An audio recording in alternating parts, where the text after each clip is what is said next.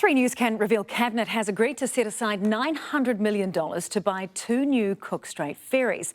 They'll be smaller than the previous new ships, which had a price tag of $551 million for 2. But that original project had an overall budget of $3 billion, which included major upgrades to ports.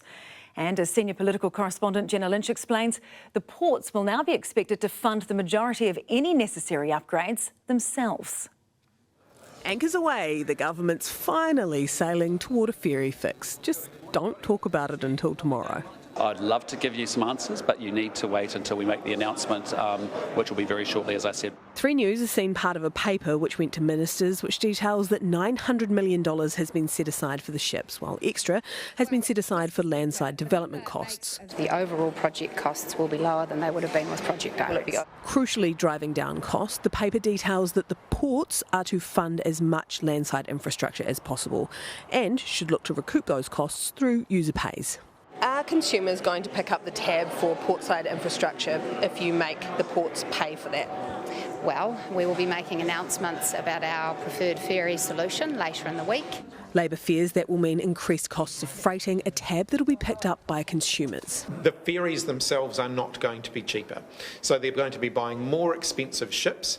I think what they're doing is being a bit dishonest here by including cutting back on wharf and terminal upgrades and saying that that's somehow going to save money.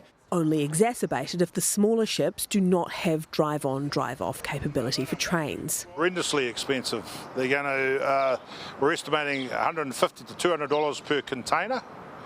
And then if you look at the extra turnaround time for all the tonnage that's going to be on these vessels, that's going to be a cost as well. The paper also outlines that Cabinet will set up a schedule for a company, a Crown-owned company like the Kiwi Group, which owns Kiwibank, to procure the ferries. Why did ACT, the party of smaller government, agree to creating a schedule for a company? Because this is going to be one of the most effective ways. Sorry, what are you actually talking about? Talking about the ferries. Oh, I was trying to think what you were talking about. ACT's leader catching himself before he let a Cabinet secret slip. Well, if Cabinet had agreed on a 4A company, I wouldn't be giving that away or talking about it. New Zealand First, a long proponent of rail, wouldn't be drawn on whether the ships will be rail-enabled. Yeah, so once again, let's just tie-ho until our pawpaw brings that result. But as part of the negotiations over the policy, 3 News understands that Winston Peters has been given ministerial responsibility for rail. Not that he would confirm it. How much will New Zealand be better off having a New Zealand First Minister in charge of Kiwi Rail again? I reckon you better go and see your leak because it's got everything wrong. I think it's really important that Kiwi Rail get their act together, though.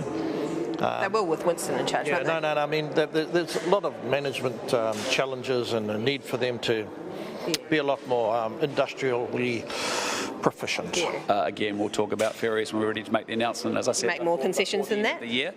We'll have more to say about it very shortly. A decision coming soon, though so is Christmas. Well, Jenna joins us now. Kia ora, Jenna. So let me get this straight. The ferries are going to be smaller but more expensive, but the overall project will be cheaper. Is that the thinking? That's right. So the cost of the boats will come in at $900 million, which is obviously much less than the $3 billion price tag. We don't know the total cost of what has been put aside for this project yet, but Nicola Willis said even when you take into account the break fee that they're going to have to pay to the old shipbuilders that they cancelled the contract with, it will come in below that $3 billion mark, and a lot of that is down to the build around all of the portside infrastructure that was necessary for those massive ferries that were on order. Now, Nicola Willis cancelled this contract a year ago. That is how long it has taken for Cabinet to come to agreement on that. Some of that would have been advice gathering, but also the 3 different coalition partners had very different ideas about what the solution was to this. So when this is announced tomorrow, it will be very interesting to see what concessions have been made by each of them to get this project back on track.